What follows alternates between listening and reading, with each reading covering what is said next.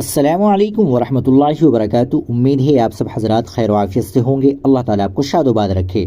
ناظرین کرام، اجمیر درگاہ کا سروے انڈیا کی تاریخ پر حملہ ہے۔ گزشتہ ہفتے ہی انڈیا کی ریاست راجستھان میں درگاہ اجمیر پر خواجہ معین الدین چشتی کا 1813واں سالانہ عرس اختتام پذیر ہوا ہے، جس میں نہ صرف ملک بھر سے بلکہ بیرون ملک سے لاکھوں زائرین شریک تھے اور اس دوران پورا علاقہ روحانیت اور تصوف کے رنگ میں ڈوبا ہوا تھا۔ گزشتہ 800 برس سے خواجہ معین الدین چشتی کے آستانے پر لاکھوں لوگ بلا تفریق مذہب و ملت آتے رہے ہیں، لیکن رواداری، محبت اور مشترکہ تہذیب کا یہ مرکز اب ایک مذہبی تنازع کی زد میں ہے۔ انڈیا میں کئی تاریخی مساجد کے بعد اب اجمیر کی درگاہ پر بھی ہندو مندر ہونے کا دعویٰ کیا گیا ہے، اور اس سلسلے میں دائیں بازو کی ایک سخت گیر ہندو تنظیم ہندو سینا کے صدر وشنو گپتا نے خواجہ معین الدین چشتی کی درگاہ کے خلاف دائر مقدمے میں یہ دعویٰ کیا ہے کہ یہ درگاہ بھگوان شیو کے مندر کو توڑ کر اس کی جگہ پر بنائی گئی تھی۔ انہوں نے اجمیر کی ذیلی عدالت سے درخواست کی ہے کہ اسے سنکٹ موچن مہادیو مندر قرار دیا جائے۔ اس سے پہلے بھی ملک کی کئی مساجد کے خلاف مقدمے دائر کیے گئے ہیں، لیکن رواداری اور مذہبی ہم آہنگی کی مثال سمجھے جانے والی خواجہ کی درگاہ کے خلاف مقدمے نے اس رجحان کو اور بھی الجھا دیا ہے۔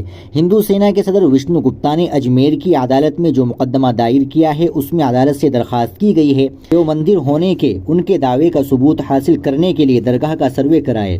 سپریم کورٹ کی مداخلت سے فی الحال ذیلی عدالت میں کسی طرح کی سماعت یا کسی طرح کا حکم جاری کرنے پر امتناع ہے۔ یہ تنازع کیا رخ اختیار کرتا ہے، اس کا انحصار عدالت عظمیٰ کے فیصلے پر ہوگا۔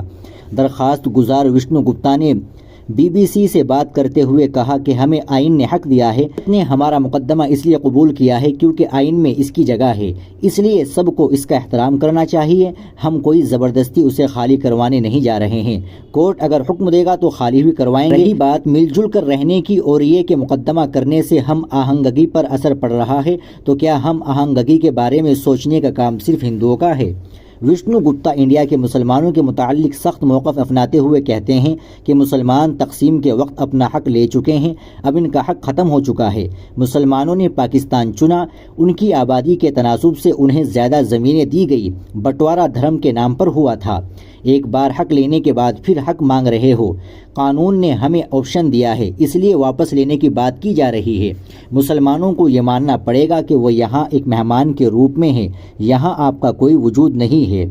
درگاہ اجمیر کے منتظم سید سرور چشتی نے BBC سے بات کرتے ہوئے اس بارے میں کہا کہ مزار تو مذہبی ہم آہنگی اور رواداری کی علامت ہے، اس کے بارے میں کسی طرح کا تنازع پیدا کرنا تکلیف کا باعث ہے۔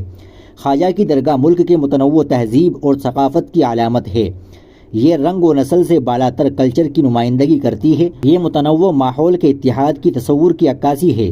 یہاں ہر مذہب و ملت اور ہر شعبہ زندگی کے لوگ آتے ہیں، یہاں انسانیت کی وحدت کا مظاہرہ دیکھنے کو ملتا ہے۔ ان کا مزید کہنا تھا کہ جب انڈیا کے اقلیتی امور کے وفاقی وزیر اعظم نریندر مودی کی جانب سے چادر لے کر آئے تھے تو اس وقت میں نے ان سے یہی کہا کہ حکومت تمام مذہبی مقامات کے تحفظ کی ضمانت دینے والے 1991 کے قانون کو مکمل طور پر نافذ کرے۔